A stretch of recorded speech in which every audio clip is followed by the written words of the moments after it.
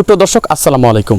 জাতীয় দৈনিক সরজমিন বার্তার পক্ষ থেকে আপনাদের স্বাগতম। সুপ্রিয় দর্শক, আপনারা জানেন যে যেটা বাংলাদেশের একদম বর্ডার, যেটা হচ্ছে কসবা উপজেলার কসবা রেল স্টেশন আছে, সেই রেল স্টেশনের ঠিক যে পাশেই যে ইন্ডিয়ান যে বর্ডার, সেই বর্ডারের একটি চিত্র আপনাদের দেখাবো।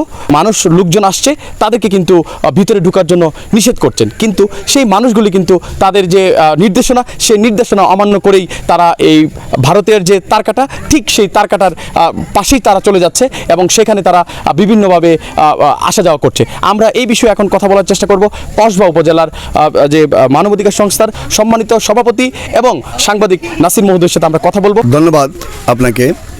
আসলে আজকে আমিও ঘুরতে ঘুরতে আসলাম এখানে পরিস্থিতি দেখার জন্যে। তো দেখি উপচে পড়া ভিড় এই জনগণের।